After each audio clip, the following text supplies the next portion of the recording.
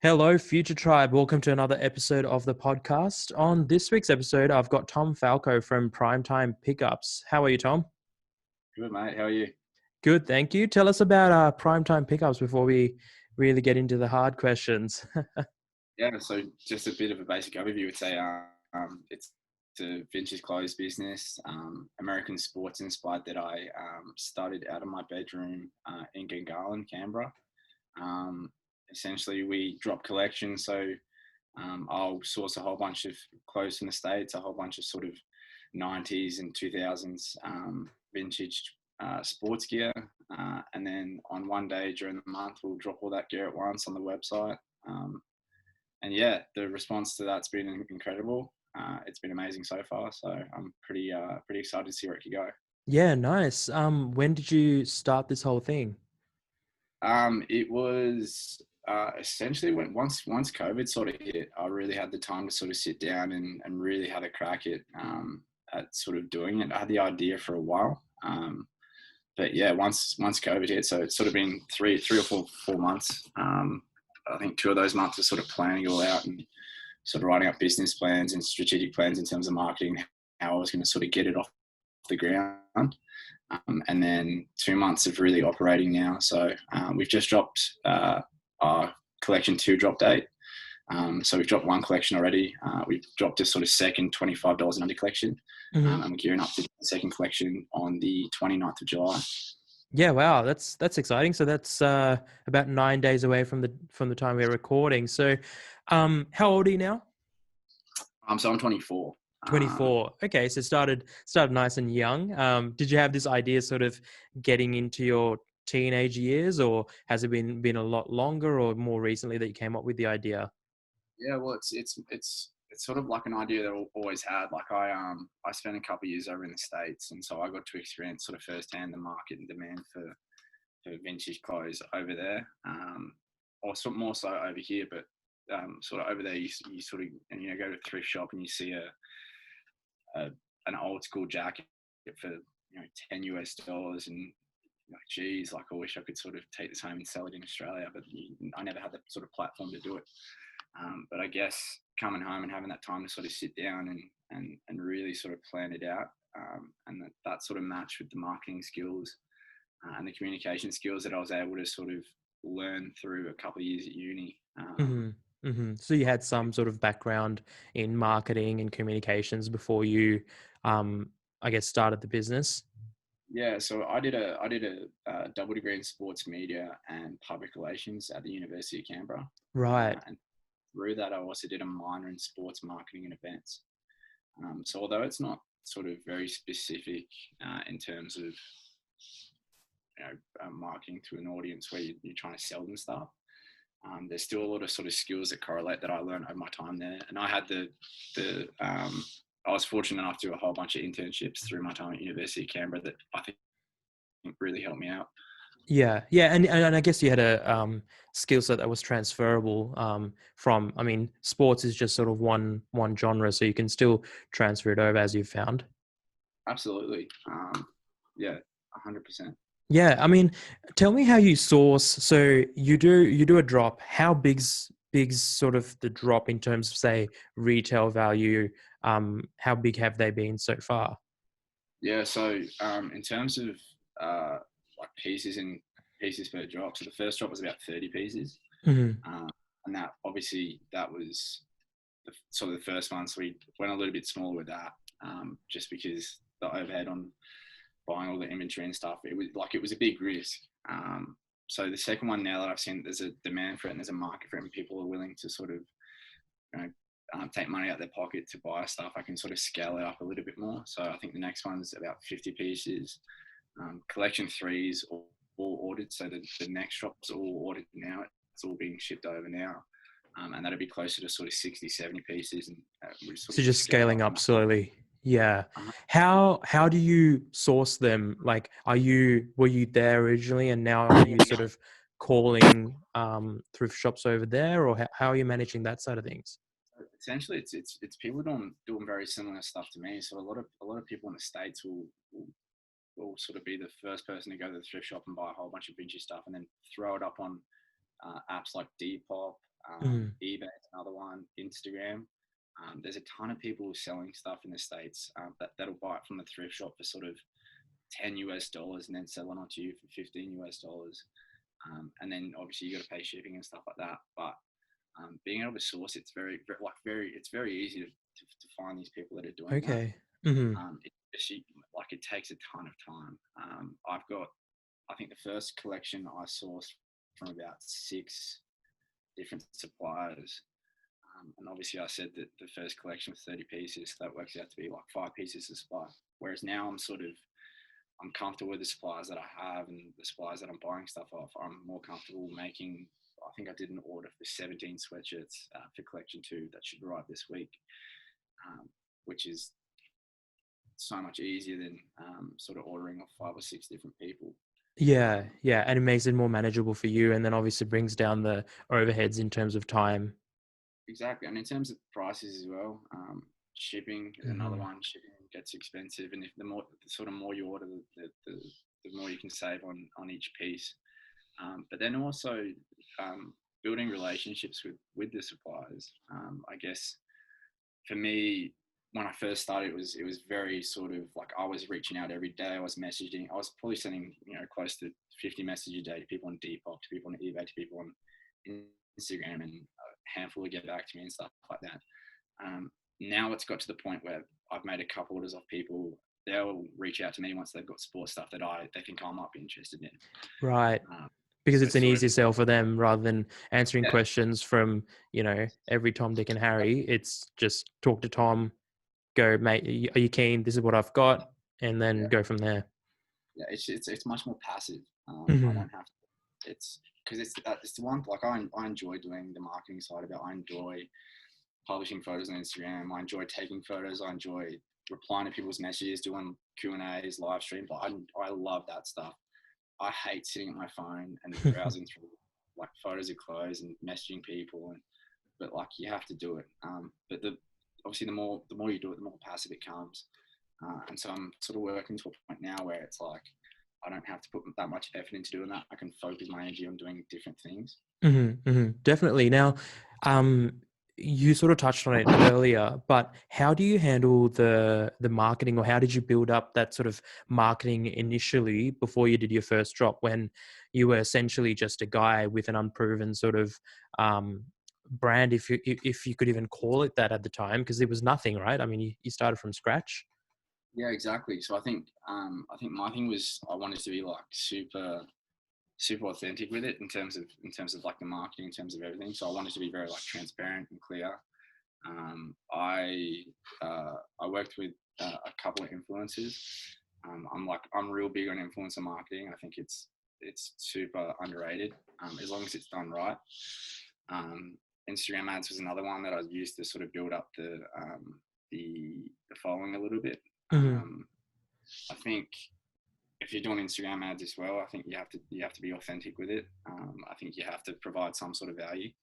And for me, that was in terms of I think I did a giveaway, which received like I think the engagements on that was ridiculous. Mm-hmm. So I think I did a $100 giveaway and ran $100 worth of Instagram ads on it, and the engagements were like complete insane. I think I had 1,200 comments. Mm-hmm. Wow. Yeah, and it was all comments tagging people because it was a giveaway. So I was able to sort of build up, sort of get people in that way, and sort of Mm-hmm. get people in my profile and get people looking at the content. And then I was comfortable enough in the content that I was producing that people would then want to stay and be like, okay, like this is valuable content I'm consuming. Like it's stuff that's relevant to me. Even if they only came for the $100 giveaway and they only followed me because they thought they were a chance of winning $100, then to then keep them on the page, like you have to still be providing decent content. Yes, yeah, because they've got to have a reason to subscribe and then a reason to keep coming back. Now, so did you originally build a bit of a platform and a following on Instagram?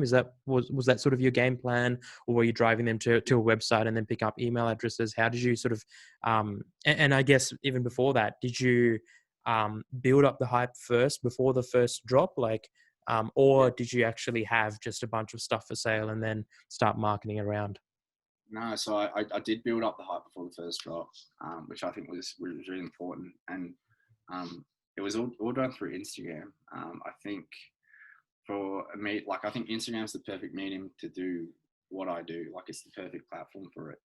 Um, my website, um, other than when we drop clothes, like that sort of, I think the hour or so between dropping clothes and people buying it, like that's when there's the most traffic on the website. It's not a sort of because we don't have regular stock up. And we drop collections. It sort of comes and goes like peaks and flows. Mm-hmm. Mm-hmm. But yeah, we market it all on Instagram and just send people to the website on the day of the drop. Yeah, right, right. And so you're now gearing up for your third drop, is that correct? Yeah, so second collection, but third drop. We did a sort of a mini $25 and under drop, which is we got an insane deal with one of the suppliers who sent over a whole bunch of like quality stuff, but it was just stuff I didn't really think fit in the collection. Mm-hmm. Just sort of released it on one day, and people managed to pick up themselves a bargain, which was great. And that's another thing which is, I guess, helps out with building that sort of loyal fan base, is hooking them up with deals like that. Yeah, yeah. Have you had to deal with I guess the customer service side of things of like returns or getting um stock that is not very good quality? How have you managed that? Have you had that issue yet? No, fortunately not. I guess with returns, like I'm open to it, and if people don't like the product they like, then it's fine. They send it back. And obviously with vintage clothes, and sometimes it might have a stain, sometimes it might not fit right, and sometimes it just might be trash. And I might just have to throw it out. Mm-hmm. Um, but I think as long as you're transparent with people, and as long as you're open with how it fits, the quality of it, and obviously I do try and source good quality stuff. If I see a photo of something with a stain on it, I won't buy it. Yeah. But some things do come and they do have small stains. But as long as you're transparent with it, people don't seem to have a problem with it. And I guess when you're buying vintage, you're already, you have that mindset of you're buying something that's already being used. There's no sort of buying brand new vintage. I mean, you can, but that's not really vintage. It's just Yeah, new products designed to look like they're retro or like they're vintage, but they're completely different. So I guess, um, it really fits that authentic brand as well. Like, I mean, you talk about a lot of marketing nowadays, they talk about being authentic, but when it comes to vintage stuff, I feel like it all just fits in really nicely because vintage is very much authentic. Like it's not clothing pretending to be anything else. It was just what was cool at the time, and now it's being sold again, sort of years after it was first released. yeah, definitely. Again, coming to that point of being authentic, it comes down to everything. I did a ton of research before I started Primetime Pickups on different pages, and there was like there's plenty of people doing similar stuff to me out there, and there's plenty doing it better than me, and there's plenty doing it worse than me. But the one thing that I wanted to do was make sure that I bought clothes that I thought were cool. Hmm. At the end of the day, if none of it sells, I've got to keep it. Yeah, and you got to wear it. I got to wear it. Yeah. And so, but I see so many people that are trying to do this, um, a very, very similar business model where they're picking up vintage clothes, and you sort of go on their personal Instagram profile, and then like they're not wearing any of this stuff. They wear Mhm. button-up shirts, and like it's like yeah, it's just you have to be authentic. You have to be passionate about it. When it's such a passion driven thing, right? You don't wear vintage clothing because you like to wear old clothes. You wear it because you like how it looks, and you definitely have to have sort of that eye for the fashion and the style with that, because it's all part of an ensemble. You wouldn't just chuck on a vintage jacket and have everything else that's sort of not match, if that's sort of the best way to put it. Now, are you doing this as a side hustle at the moment? Yeah. Working full time or? So I was planning on coming back to Australia. I was overseas in the States for a couple of years studying. I Mhm. graduated, came back to Australia, and had a couple of full-time jobs lined up in Melbourne, which is my dream, is to move to Melbourne and work for a professional sports team. What I wanted to do since I was a kid. And so an opportunity to do that came up, and obviously through COVID, that sort of fell through, Mm-hmm. which was devastating. So then I signed a contract working at the APS, just processing Centrelink claims, and I Mm-hmm. do that. It was I think it was pretty much full time. So I'd sort of wake up at 8 in the morning, go there, and come home at 2, and then sort of do this on the side. Mm-hmm. But that contract's up now. So today's the first day that I'm not working. So yeah, I guess now I'm full time doing it. Yeah, yeah. For the next couple of weeks anyway. I'm not actively looking for work at the moment. I Mm-hmm. think I'll just focus on this for the next couple of weeks, see how it goes, sort of test the waters a little bit.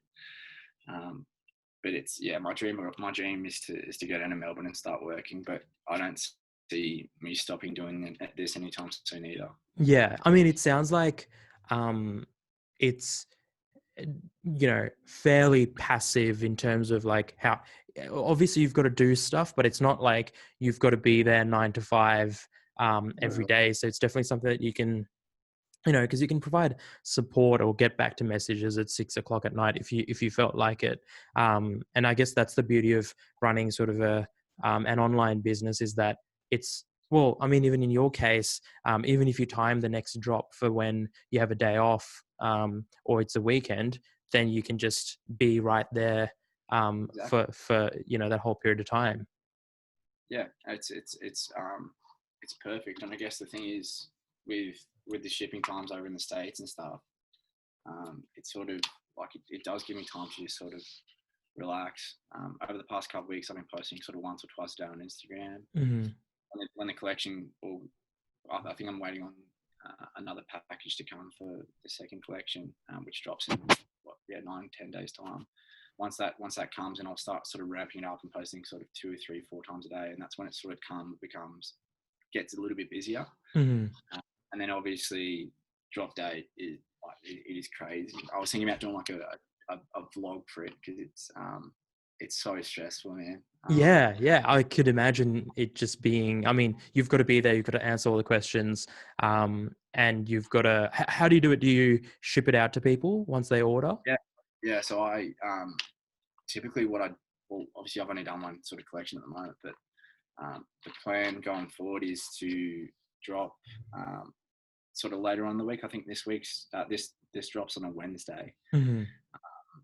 It just worked out that I was free on Wednesday to do everything, but I usually do it on a Thursday or a Friday, and that's so that I have the weekend to sort of go to the post office, get everything, package everything up. Obviously, you've got to wash and iron the clothes, make sure they're presentable, but you've also got to sort of take photos of clothes, upload them to the website. So it's very passive when you're not selling anything. Yes. As soon as you start selling stuff, and as soon as drops coming up, like it starts to sort of ramp up. So it's been good for the past sort of 3 weeks, because I haven't really had too much to do. Hmm. But the next couple of weeks will be pretty crazy, I reckon. Yeah, yeah. I mean, looking at sort of what you've done so far, we've talked about all the cool stuff. Let's talk about the not so good stuff. Have you made any mistakes so far? Do you think have you sort of done something and sort of gone, hold on, probably shouldn't have done that, or you sort of look back and gone, if I didn't do that, things would have been better, or things would have been different?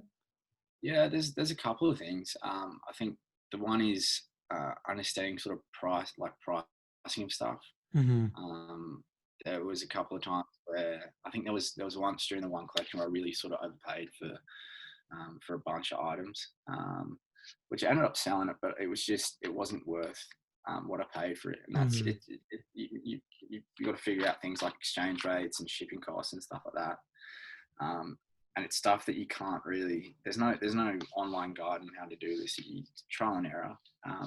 But like I know now not to overpay for things. Mm-hmm.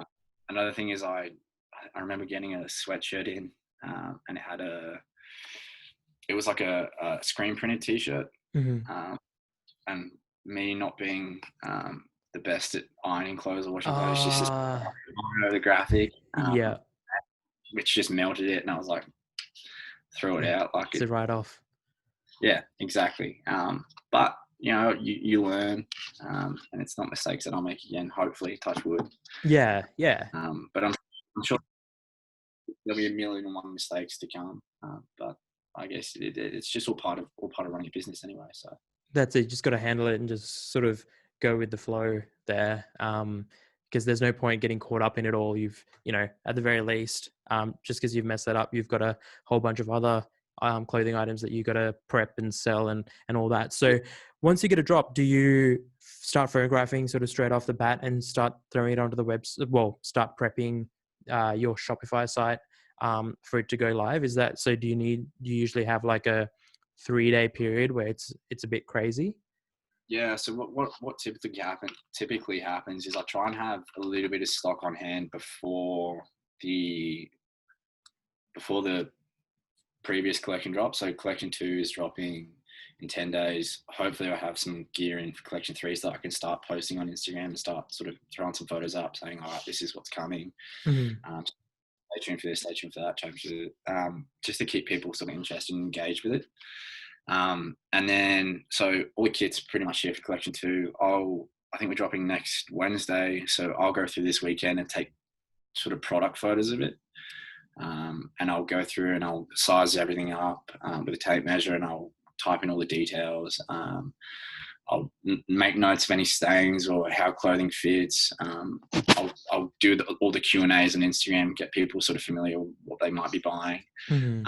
I'll sort of get the website prep this weekend, sorry. And then, drop date on Wednesday. All I sort of do is relax most of the day, sort of stress out about whether or not people are going to buy the stuff. And then sort of get everyone a little bit hyped for it.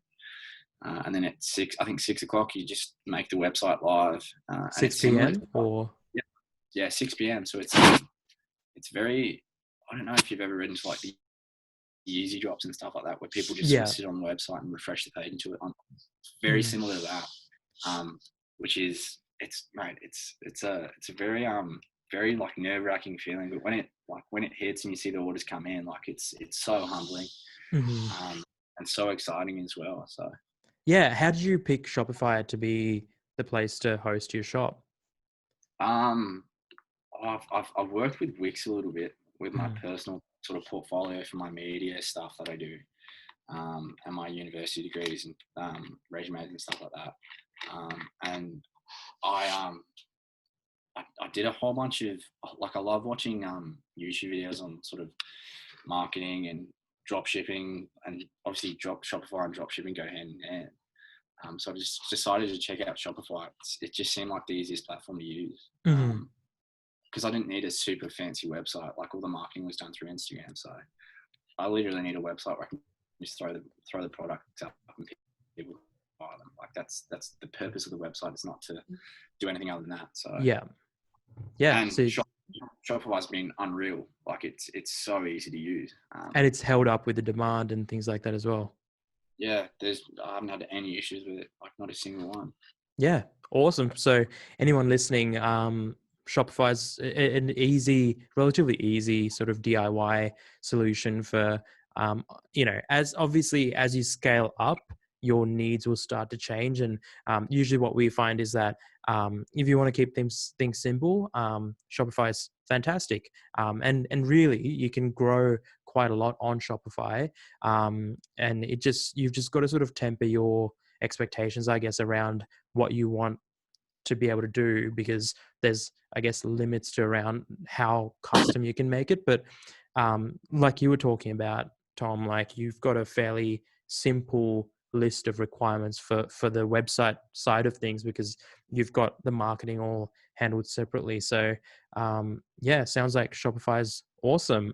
Now we've talked about what you hope to do moving forward in terms of sort of personal life, going to Melbourne. You continue to run the store. Are there plans to expand it? Is the next, is the goal for each drop to be bigger and bigger? Are you going to go past just, I mean, when you talk about vintage clothing, is it really just like tops and bottoms? Is that it? Or are you going to go into shoes and, Yeah, so yeah, obviously trying to expand as many ways as possible. I think the obvious one is scaling up in terms of quantity, Mhm. and getting more items in, getting more followers and stuff like that, which is sort of what I'm focused on at the moment. I have uh, I have sort of started to reach out and do sort of jackets. We're stocking jackets for the first time this next collection. Mhm. Um, Obviously, the first collection was just sweaters and t-shirts. Shoes, probably not, just because like I'm not passionate about it. I wear beat up Converse shoes. Like I don't know anything about stocking. Like I'm not going to do something that I don't like. I'm not passionate about. I I have this like really big goal of doing a pop up shop in Canberra. Mhm. I think that'd be unreal. I think that'd be really cool. And I think if I'm able to sort of grow the Canberra market more than I am at the moment, I think that's something that I'll look to do in the pretty near future. But yeah, just scaling it up in terms of quantities. This is sort of what I'm trying to do at the moment. Yeah, that's really exciting. I mean, I guess the Canberra store sort of pop-up store idea would be obviously affected a little bit by what's happening with coronavirus and all that, because ideally what you'd hope is just to have just so many people in one go that social distancing is just not possible. Um, right? I mean, Yeah, you'd want to drive as many people to that physical location as you can. yeah, exactly. And we'll see what I mean. We'll see what happens with it all. Yeah. It's obviously very early days in the business, and I sort of don't really know what's going on with coronavirus at the moment. But like it's yeah, if it happens in a year's time, it happens in a year's time. If it happens in 6 months time, but I remember being a uni student and going to like a UC market day. I don't know if you've ever been to one, Yep. Yep. and walking down and seeing like kids selling their startup clothes for the business. I just thought it was the coolest thing. I was like, I'd love to do that. Yeah, no, we had a stall at one of those, and we made our own product. It was sort of a laptop. Um, we called it a lap desk, and it was this thing basically where you can keep your laptop, and it came with an inbuilt mouse pad, and you could sort of there's a little catchment area for like a tablet, so you could have a tablet on there and your phone on your side. So basically, the idea was that you can sort of use like it's a fully fledged desk on your lap, so that like if you're watching TV or something, you can use the laptop without just having to be all cramped Yeah, up. that's one good. And that was at UC market day, you said. Yeah, yeah, that was when was that? 2014 maybe. Yeah, Um, yeah, it's a whole lot of fun, like you said, and being able to see the excitement and people just coming up with their ideas and all that. It's really awesome. Now, where can people find out more about you? yeah. So the main platform is Instagram. So primetime.pickups on Instagram.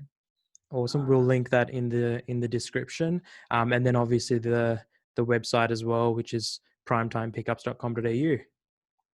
yeah, but Awesome. You ready for the top 12, the last section? that's wrong with it, mate. Awesome. Top 3 books or podcasts that you recommend? Uh, I love reading autobiographies. Hmm. So Nick Rebolt's a good one. Dane Swan, it's a good one. It's probably not the most informative one, but it's bloody fun read. And Pele was one that I read as a kid that I got really inspired by when I used to play soccer. So yeah, Yeah. those three. Awesome. Big sports fan, obviously, through and Yeah. through. Top 3 software or tools that you can't live without. Photoshop, not the best at it, but you have to have it. Just to touch up photos. Yeah, so all the graphics really. Hmm. Touch up photos, Lightroom, which is probably the second one. But Photoshop, Lightroom, and Premiere Pro for videos. But that's sort of I haven't really started making videos for the business just yet. But Hmm.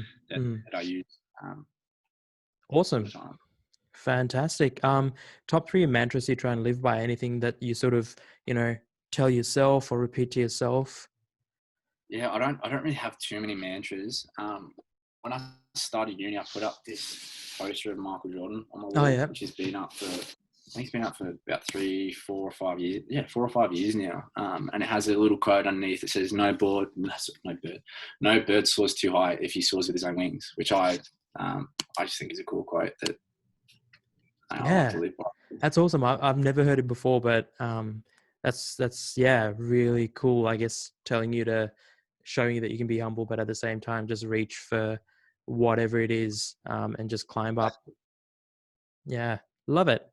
Top 3 people you follow or study and why? So in terms of the vintage side of my life and the vintage clothes, I think Jackson from Vintage Kit. I don't know if you've ever checked him out on Instagram, but No. he's like the godfather of selling vintage clothes on Instagram. Hmm. Mark from Wacky Vintage is another one, and Dan from Dan Street Vintage. All three of those guys, when I first sort of started this up, I would reach out to and ask a million one questions and really pester them too much. But they were very open and honest with how they ran their businesses, and gave me some great advice coming up. So I definitely recommend checking those people out. And if you like my vintage stuff, then I've got no doubt then you'll love their stuff that they're selling too. Yeah, that's really cool. It's what's been really awesome going through this whole sort of conversation is that you're really passionate about it. And I think it just goes to show that if you're really passionate about it, you'll find ways to make it happen. You'll talk to people, you reach out, and you just got to sort of stay true to that. 100%. And it's collaboration as well. It's again going back to authenticity. Like these blokes are so open about discussing their business like plans and their strategic plans with someone who's essentially going to be a competitor, I guess. But they're like more than happy to share that with me, which I was incredibly humbled by. And so whenever someone reaches out to me and said, "Hey mate, like how do you go about shipping? How do you go about sourcing gear?" Like I'm open-minded about it because blokes that helped me out did the same. Yeah, love it. Well, all the best moving forward. I'll definitely keep an eye out for the next drop, and would love to meet in person sometime. Appreciate it, mate. Definitely. Awesome. Thanks for your time. Thanks, mate. Cool.